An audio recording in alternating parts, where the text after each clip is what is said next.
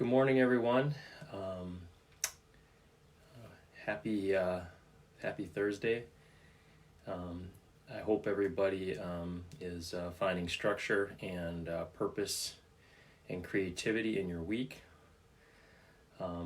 We had here in Minnesota, we had another really nice day where we could be outside, so grateful for that. And I'm hoping that as we explore this creativity practice of recovering a sense of integrity, that we can that some people can join live this morning. So good morning, and today is a good day. I'll just wait for a few moments as people begin to log on here. As we're beginning our time, our meditation and reflection time this morning, just take a moment, as we've done in previous sessions, to just check into your mood right now. Notice what your mood is. I see that Darlene is just came on, so good morning, Darlene.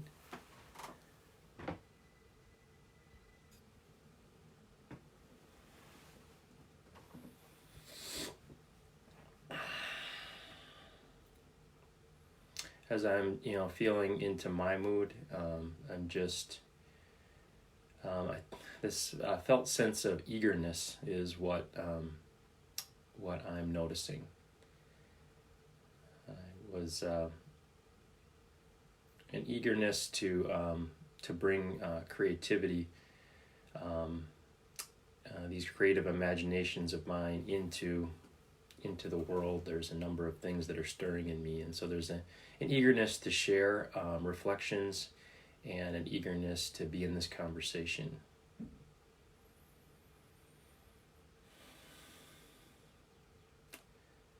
So let's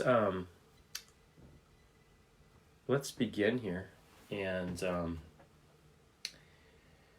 I start to explore integrity as one of the topics that we need to explore as we recover our creative imagination, and our creative imagination, once again, going back to, I can't believe it, almost 2 weeks ago when we started to open up this conversation, is really about one of those inner freedoms that we have between the stimulus, what happens to us, and our response. That we humans have this ability to pause, create space, and open up to our self-awareness, our creative imagination, our independent will and skillful action, and tap into our conscience to determine what's right and what's wrong, and which path we should take. So creative imagination and recovering a sense of integrity in the artist's way. So as we start to explore and start to reflect on this particular chapter in the artist's way, one of the topics I'd like to bring forward is, with integrity, is our official and unofficial feelings. And I think this was a really powerful mention in this book. There's the feelings, our official feelings that we present to the world. People ask us, how are you doing? And often, especially here in the Midwest, the response is fine. Whether we're, whether our true feelings, our unofficial feelings might be bored, might be upset, anxious, but there's kind of a cultural conditioning, at least here in the Midwest, that everybody's fine. That we just say, I'm good, I'm fine, and we move on.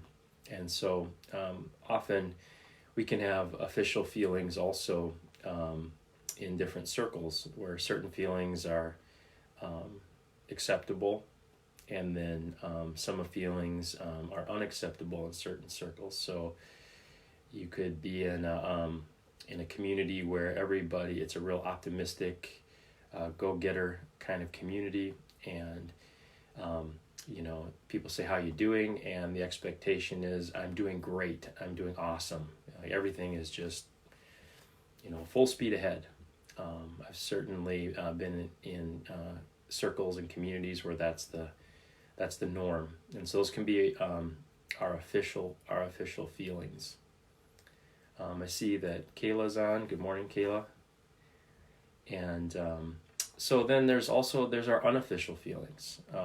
Underneath what is socially acceptable, there's what we're actually feeling inside. And part of this conversation with integrity is that part of this conversation with our integrity is to start to be honest with ourselves on how we're truly feeling. And it's part of the utility of this somatic practice of a mood check is we're trying to get real honest, whether or not we're bored, we're, whatever the case may be, angry,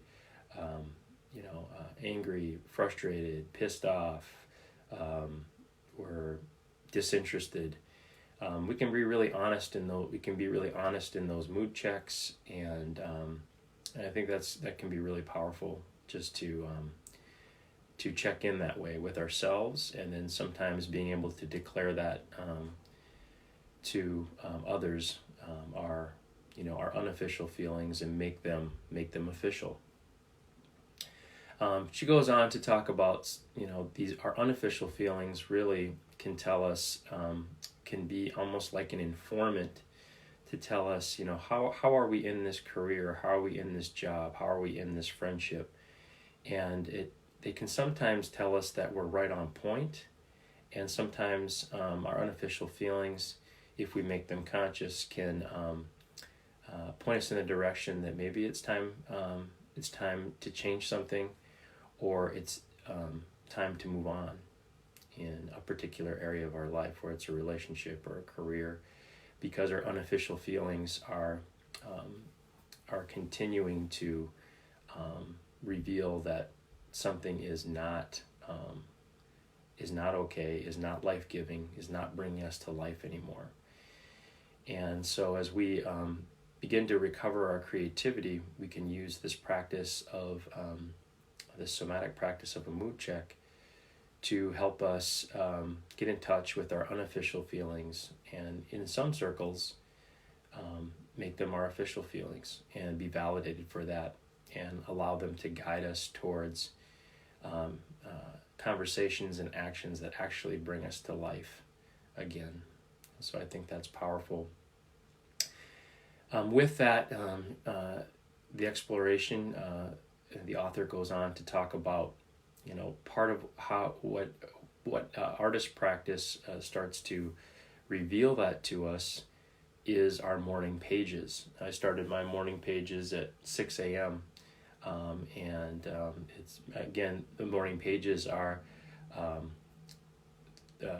about 3 pages of longhand stream of consciousness writing, where you just write down whatever comes to mind. It's one of the ways we unblock our creativity in this particular course of creativity. And as we write, we start to our unofficial feelings can become very concrete and clear right there on the page. Especially if we're really being uninhibited and writing literally whatever comes to mind.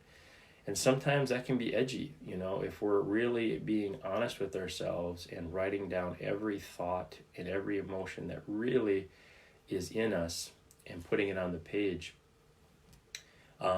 Sometimes it can be startling. So some of the practices that I've been in, other people have been in, to encourage us to unblock, is to write down what you're truly feeling. And if you're nervous that somebody's going to read it and that's going to be bothersome, well, then take your morning pages that day and crumple them up, and take a match and just burn them in a little fire pit and let that smoke just rise up. The key is to get those thoughts down on the page, out of your mind, onto the paper, and then you can certainly find ways to make sure that they stay private. I always like the burning of the morning pages of something that's edgy for you, because that way it ensures your privacy, but you still get those thoughts and emotions on the page, and you start to move that emotional energy through, and has a great symbolism. You burn the page and the smoke rises. It's almost like a prayer, that you're getting these things out of your mind onto the paper, and then let them just float up to the heavens is one way to hold that. So I see Ashton is on. Good morning, Ashton. Great to see you, my friend. So those are ways to get in touch with our unofficial feelings, bring them to light, let those unofficial feelings become conscious, and allow us to guide us and keep us moving towards our creativity, and what brings us to life. Again, those activities, those conversations, those people that really bring us into our full aliveness. Then she talks about something that an exercise that I have since I first started this course, like I said, over a year ago, is buried dreams. And if you happen to have the book, it's on page 86. And I think this is really, really great. I'm just gonna reference a few of these. She talks about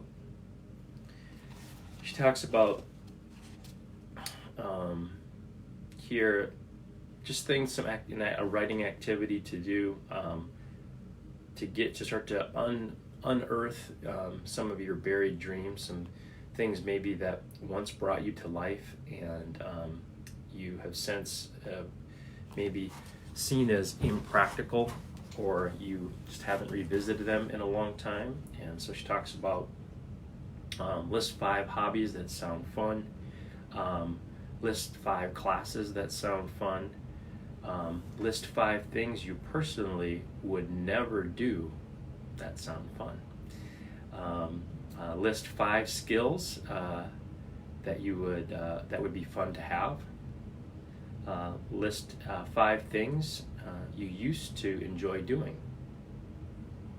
and list 5 silly things you would like to try at least once. And again, as you write these down, these are uninhibited. This is uninhibited writing. So really take that filter off, first thought, best thought, and that thought goes right on the page. So we can start to get, we can take that filter off of what's practical, what you should do, and we can really get into that inner creativity, or your inner artist.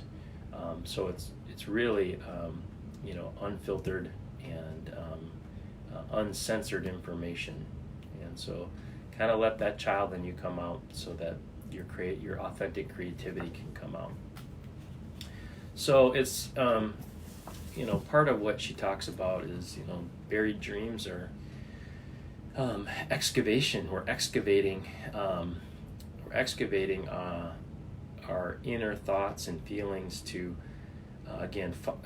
take out the layers of shoulds and what we're supposed to do in practicality, and we're getting down to the source of what brings us to life, or what brought us to life, that maybe we haven't attended to in a long time.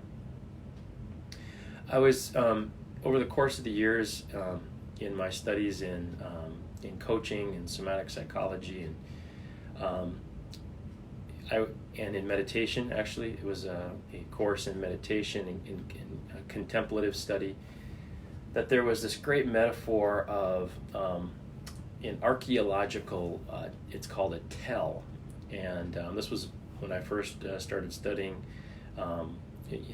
contemplative work. But this author talked about this tell, and on an archaeological site, often you'll have a city that you start excavating, and it's right by some water source, so it's prime real estate for ancient cultures. So you have this civilization here that you're excavating, and you might be excavating that for 10 years. And then what's interesting is that after you unearth everything on this civilization, you'll often find underneath it another entire city that was built on top of by the newer city. I mean, that was unbelievable to me. And then if you excavate that city, you'll find often a third city underneath that as you dig down further. That's maybe another 1,000 years older, because these civilizations all were going to this life source, this water source, where there was food and water right by this gulf or bay. And then as that civilization died out, that city was covered up, and then people would find that same prime location and build another city. And so that was when that was shared. It was really shared as a metaphor for how we can be in our lives. There's what brought us to life when we were really young, and then sometimes that gets buried by responsibilities and commitments, and then we build on another layer that's near that same source, and then life can pull us off of that, and that can get covered up, and then we build a whole nother life and identity. And so as we start to look for buried dreams, one way to think of it is like an archaeological dig. As we write these morning pages, as we are in these practices around things that sound fun and sometimes whimsical, but we start to unearth that which maybe brought us to life at a very young age, and perhaps we can start to reconnect with it and integrate that into a new hobby, into a new career, into a new vocation, and start to tap into that original source of what excites us and what is truly authentic to us and our truest passions. So I just wanted to bring that forward. She calls it buried dreams, and I wanted to bring that metaphor of an archaeological tell as a way to imagine yourself as you're writing out these your morning pages, and you're writing out some of the answers to some of these investigative questions around what brings you to life. So the final topic I'd like to share in this chapter on integrity, recovering a sense of integrity, which is I thought was a really interesting practice, which is she has is 1 week she just prescribes to all her students something called reading deprivation. Reading deprivation. And so I thought that was a curious term. At first I thought it was kind of a strange phrase. And she went on to share a bit more about why she prescribes reading deprivation to bolster creative imagination, and her rationale or her thoughts behind it are pretty powerful. She talks about to many of us, especially voracious readers, words can be like tiny little tranquilizers that can numb us. We're just we're reading and we're just consuming, devouring words, and we can just be devouring content, and it can start to push away our own thoughts, our own yearnings, our own longings, and only taking in the thoughts and feelings and images of others, so we can lose touch and tranquilize or numb or anesthetize our own vitality, our own creative urges, because we're just devouring too much text. So I thought it was really powerful to have reading deprivation. And she talks about, it's often we can be constantly devouring a steady stream of media chat. And if we're just devouring it and not staying connected to our own thoughts, our own feelings, our own creative impulses, it can be like we could create this mental sludge, this blockage inside of us, like greasy food, like eating too much greasy food at a state fair, where your system just gets clogged.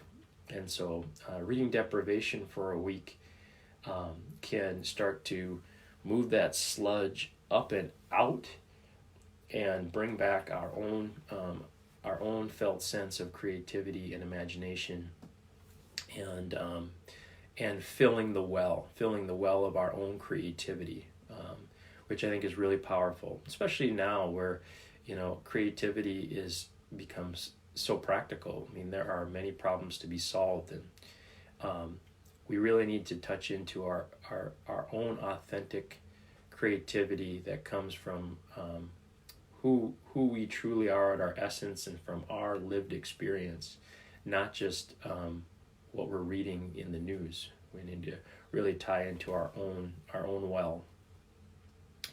So yeah, with that, just this notion of reading deprivation, and I was thinking, as she was just saying this, and she wrote this in the early 90s, out of context of our current situation, locally, nationally, globally, with this COVID situation.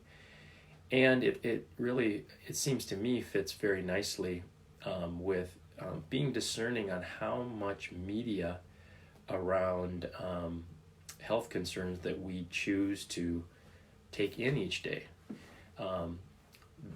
I've heard some friends that they limit themselves to 30 minutes a day. They go to the most credible source, they get the information they need to keep themselves safe, and then done. No more media, no more devouring more texts on health concerns. And it seems to me that could be a healthy practice and can be a form of healthy reading deprivation.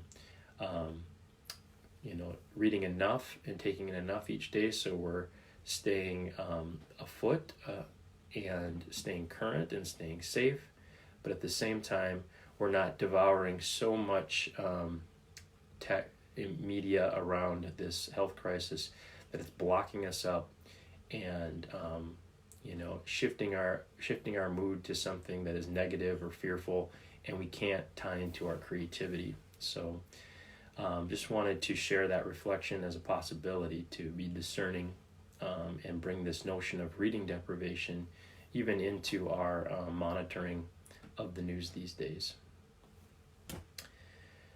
So I'd like to read something here, and then I'll share it later too. But one of the things she has in here, which I thought was really inspirational and quite beautiful, is she has what's called an artist's prayer. And so I want to share that artist's prayer with all of you, and partly because one of the tasks in this week of integrity is to write our own artist's prayer that has meaning to us on that spiritual level. So I'll read it to you right now. O great Creator, we are gathered together in your name that we may be of greater service to you and to our fellows. We offer ourselves to you as instruments. We open ourselves to your creativity in our lives.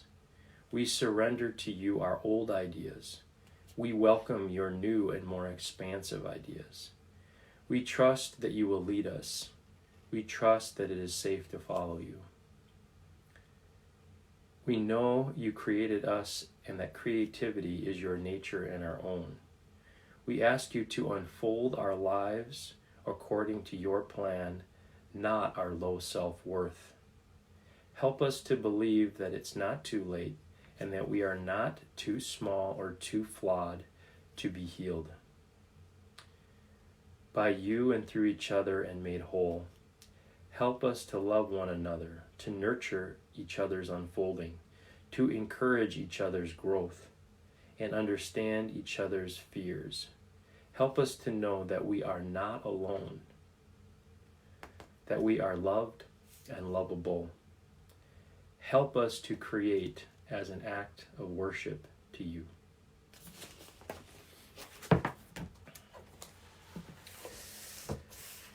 So that's a beautiful prayer, artist prayer, and prayer on creativity. And so that's a possibility for us to take those words in and perhaps today, write our own artist prayer. How would we, if we tied into our own creativity and those words that just want to come out from inside of us, what would that prayer be?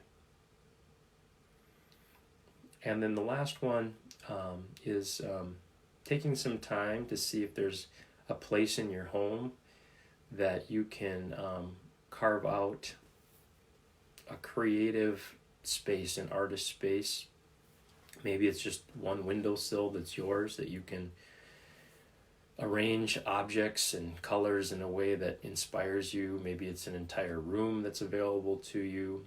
Maybe it's just a wall. But that's another possibility this week, is to carve out some space, a wall, a windowsill, a room that is in some ways your creative space, your artist studio for whatever your art is, whether it's business art and entrepreneurship, whether it's painting, movement, dance, whatever it is, whatever your art is, carving out a space that really suits you and really brings forward your most creative impulses. I'm in that space right now. I have an office space down in our on our lower level, and it's I've been working on it. I've got a shelf that has one object in each shelf that is a powerful, inspirational object to me. One is a book I'm writing. The second one is a cutout of Lake Superior. A third one is a poem. The next one is a piece of pottery that was made by a famous potter here in Minneapolis. And so I have all these power objects. I got a Native American rug that was given to me as a gift hanging up. So these are all power objects that every time I can kind of, as I'm working, I know they're there. They build the creativity within me. And when I look up, I see them. They inspire creativity in me. So whatever that is for you, can you create again, no matter how big or how small, a creative artist space for you to foster and nurture your creativity on a daily basis. So I'll just pause right there. Those were the reflections, the topics that I wanted to share.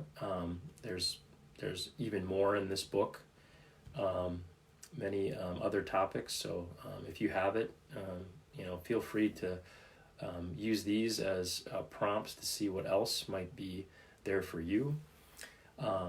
I see that Slavko is on, and Colt is on, and Jamie's on. So good morning.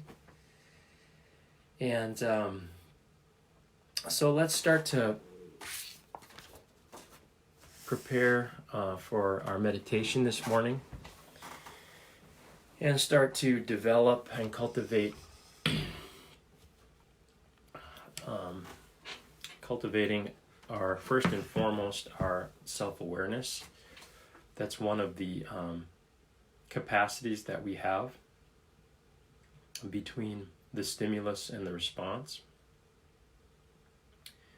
in addition to our creative imagination. So let's start with a mood check. So just feeling in to your body. Remember, the body is the domain of mood. A mood isn't just a word or a thought, but the experience of our mood lives in our body. So start to feel into your body. Notice what your mood is. Right now I feel hopeful. So notice what your mood is. Well, let's begin to relax our eyes. And relax our jaw. And relaxing our chin. Relaxing the muscles in our neck. And bring our shoulders up, maybe clench your fists. Feel that contraction and then let that go. Okay, and bring shoulders up so you can start to feel the contraction. Sometimes you can feel how that starts to kind of numb the sensations in your body, and then let that go and feel into your shoulders. And soften your chest, so opening your chest, relaxing your diaphragm, that large breathing muscle, flat breathing muscle underneath, attached to the lower border of your rib cage. Start to drop into your belly and your breath. Relaxing your belly. Sometimes what I'll do is place my hands over my belly and just create a vibration there. It's a practice called Shinkan meditation. The imagery is of kind of shaking loose the tension, any thoughts, worries, and concerns. They just kind of shake down through your body, out through your feet. And relaxing your pelvic muscles, the pelvic bowl. So just noticing if there's tension in your hips. And one way to work with that, just like our shoulders, is to go into the contraction and then come out of the contraction. So you can contract your pelvis, pull it up and in, and then let that go, and then feel into the shift that happens. Again, pull your pelvis up and in, feel that contraction, and then let that go. So relaxing our hips. And relaxing, relax our thighs and knees, and calves and feet and toes. So consciously making space there. And then let's begin to just notice if there's a shift in mood. Just in that simple practice, that sense of hopefulness. I had that felt sense of hopefulness, which was kind of high, my chest up. And as I started to do this systematic relaxation with all of you, I'm starting to settle. I'm starting to ground a bit more. That hopefulness is now becoming just more grounded. And notice what that is for you.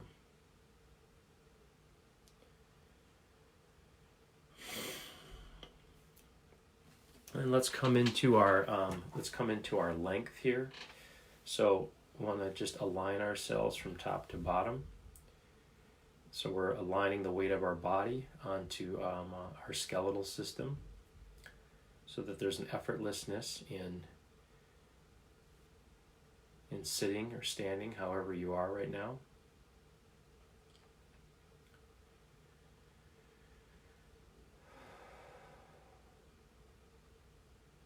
So we're straightening and settling at the same time. And feeling our, as we center here in our length, our somatic length, we're can bring the imagery of feeling our vertical line here as we're a bridge between heaven and earth. This vertical line we're creating is creating a bridge between our spirituality and our physicality. That we can have a spiritual vision for the future, and we have the ability to ground that into the physical, practical world. And it's so important that we can have a spiritual vision, but at the same time be able to take those creative impulses and move them into intentional action. And sometimes we can be so spiritual and not enough physical that can have these great inspirations, but they just evaporate. Or we can be so practical that we can't allow ourselves to imagine. And so we're just always stuck with what is, what's concrete and what's in front of us. And the somatic length, this imagery of connecting spirituality, vision, and physicality, body, can unite, can yoke those two. So we can start to have this experience of inspired visualization, and immediately it moves into our body to start to move it into action in its own rhythm.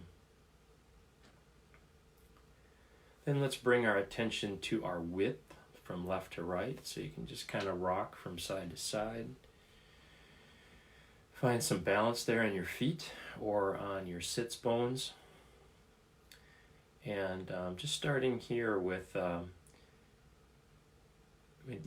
bringing your attention to yourself, so you can even place your left hand on your chest and right hand on your belly. This is a great metaphor for just bringing attention to taking care of yourself during these times. Our width is all about our ability to take care of ourselves while taking care of others. It's our social emotional dimension.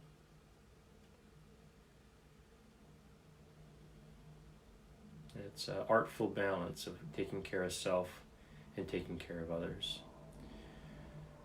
So think of one thing that you did for yourself this morning or yesterday where you consciously took care of yourself, whether it was a nap in the afternoon, read something that was inspirational, or you took time to learn something.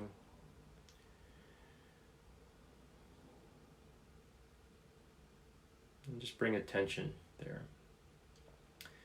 Then in your width, you can start to extend your arms out and start to extend to someone in your room that's near you. You can start to extend out to nature. Again, I can see the trees right outside my window here, so I'm starting to extend out into the natural world. I'm going to use imagery, encourage you to use imagery, start to extend. I'll extend to you, each one of you. I'm imagining all of you here in a circle here in the room. You can start to extend to me and the others that are on this feed. We'll start opening up in width. All the while we're still feeling ourselves. We're not losing our sense of self while we're extending out to others.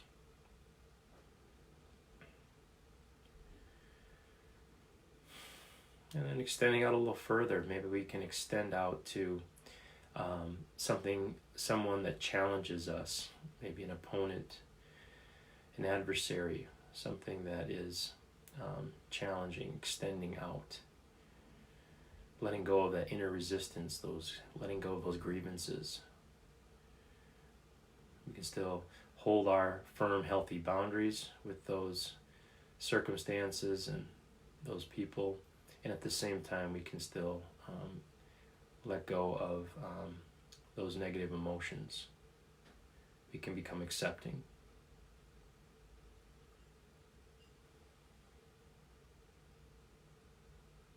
And relaxing your arms in and just feeling that balance that you've created in your length and your width.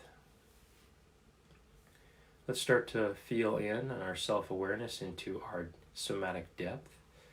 So maybe just feel into the front, lean forward a bit.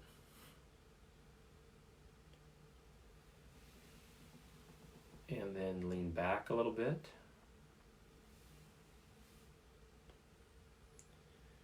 And slowly lean forward a little bit more. So imagining the space in front of you as your future, where you're headed.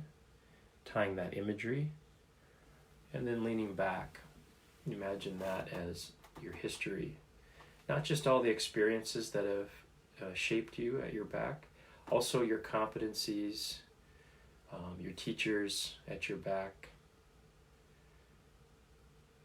You can feel your lineage at your back, your parents, grandparents. Something to rest into, imagine that. Something to rest into as you move into the unknown future. And slowly starting to find an effortless point, a balance point, poised between the space in front of you, the space behind you. And as you start to feel that balance in your depth, allow that effortlessness to be the felt sense of the present moment. You know, we have a past, and we can access the wisdom of that past and the lessons of that past, and we're not living there. We have a future and intention that we're extending towards, we're moving towards, that is exciting, it's life-giving, it's promising, and we're not attached to the arrival. That we're, as creative people, we're not tying into that one day I'll be peaceful or happy when I arrive at this point in the future, this imagined point in the future. We're really tying into that art and creativity is process, those states of acceptance, enjoyment, and enthusiasm on the way to wherever we're headed. Really tying into that as the true prize, that present moment state. We're collecting our attention, our presence into this moment.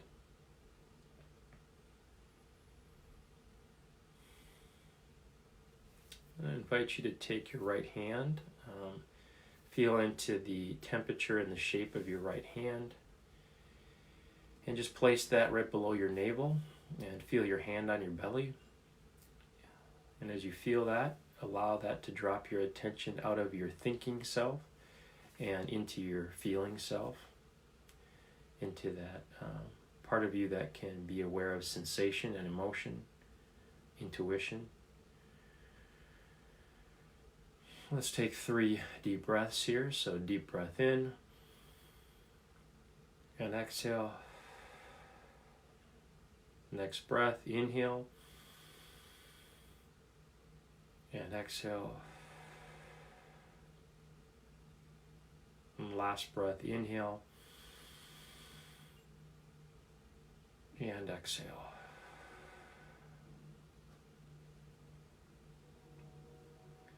From here, I invite you to close your eyes, start to enter into that inner space as we move into our meditation today.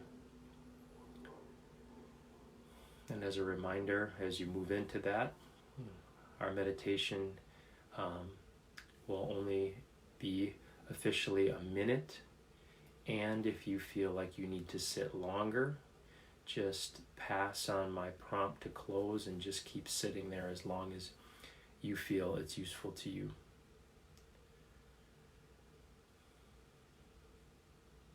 And as we enter this inner space, remind yourself, for the sake of what? That you're doing this meditation, that you're doing this practice.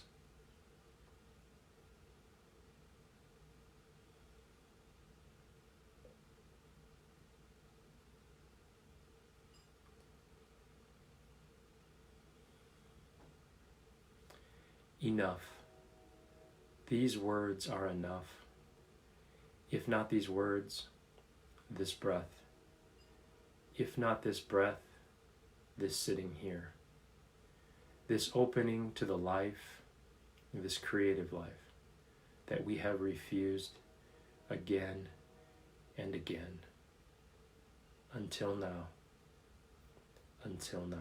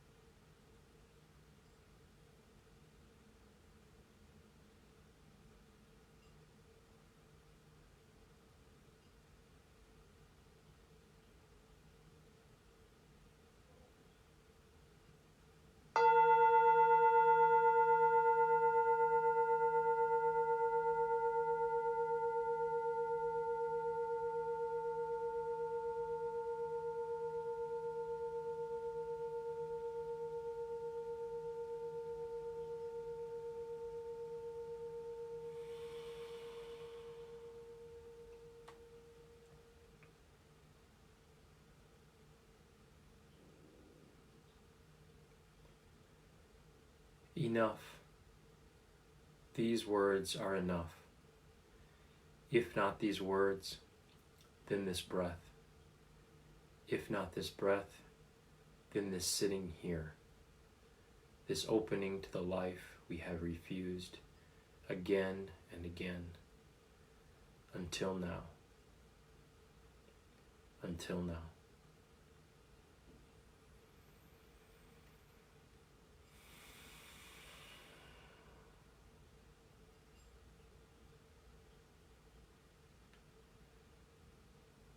And as we close our practice today, take a moment to remind yourself for the sake of what?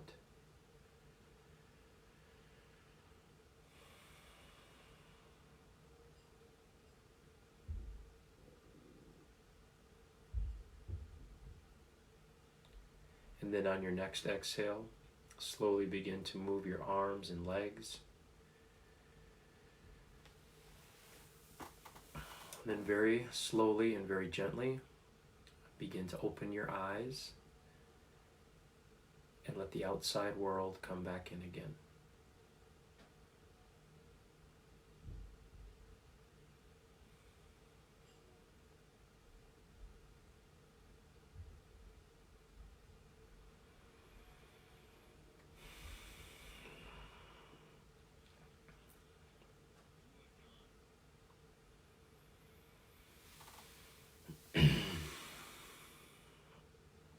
Take a moment to notice your mood right now, and if that's shifted. For me, I feel even more expansive right now, more connected.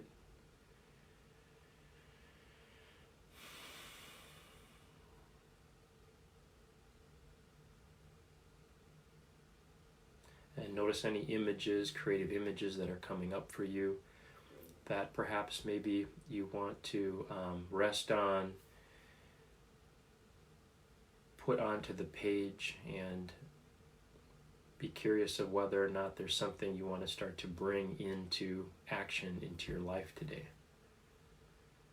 Starting to go from imagination to bringing those creative imaginations into the world through creating a detailed plan that starts to bring them from spirituality and visualization into reality.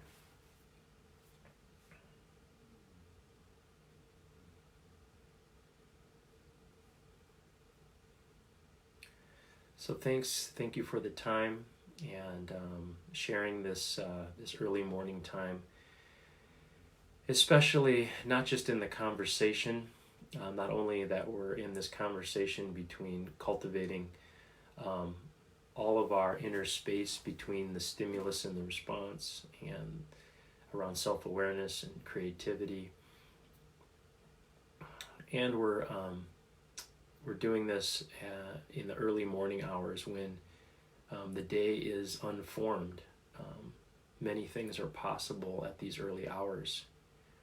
And so it is a very creative time of the day when whatever intentions we set can really shift how the day ends up unfolding for us. So thank you for sharing the time. And tomorrow we'll be exploring the next topic in the artist's way, and so that will be this chapter 5 on recovering a sense of possibility. So I'll share some reflections on that particular chapter before our meditation. So again, thank you all for sharing the time this morning, and I hope you all have a blessed and inspirational day. Bye.